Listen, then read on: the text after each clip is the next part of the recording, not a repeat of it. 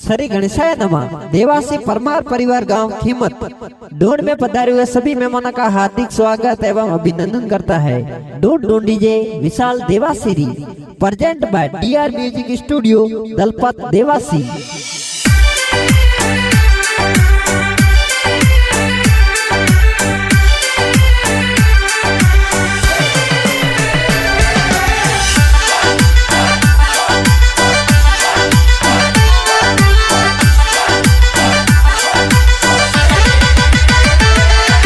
विशाल देवासीरी ढूंढ ढूंढीजे खुशियाँ गणेरी मनावो हुसा।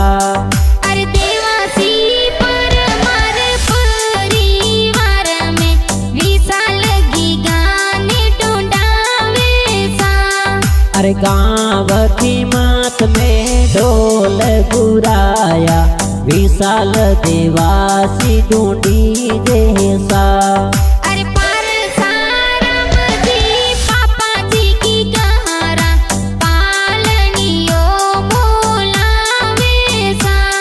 अरे हाँ जा देवी माता जी की गारा होना रे पालनी झुलावे सा।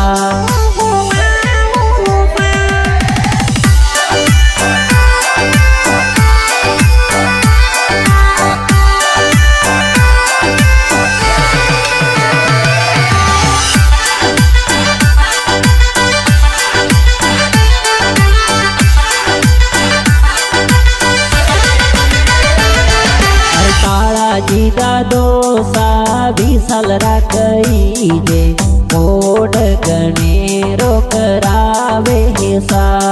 अरे वरजू देवी की करो दादी सा फूल पतासा बाटे सा।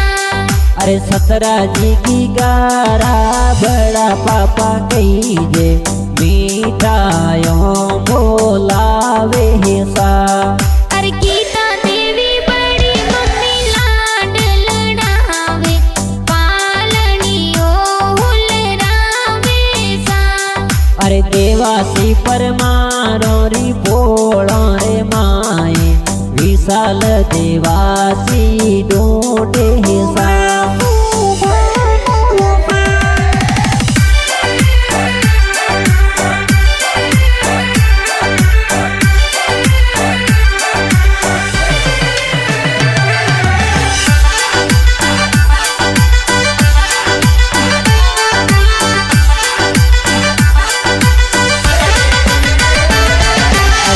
बुआ की गारो गणो रे मुसीलो देवरिया बेरावे सा। अरे पेला जी बुआड़ो सा विशाल रा ढूंढ लेनी आवे सा। अरे विष्णु विक्रम विजय बाई विपुल बाई हिलो हिलो गावे सा।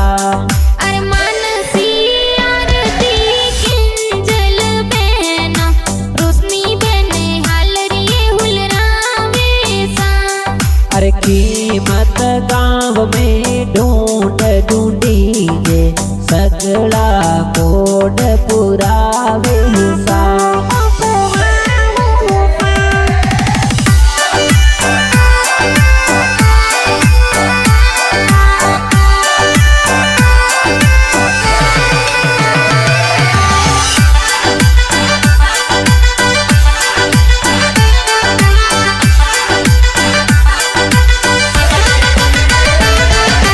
सुजाना जी ये दोनों साकी गारा पालूड़ो गड़ावे सा।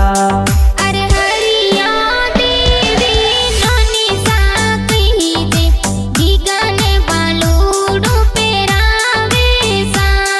अरे दीनेश जी सोवला जी मोमोसा सोना वाली सेन बनू रे लावे सा।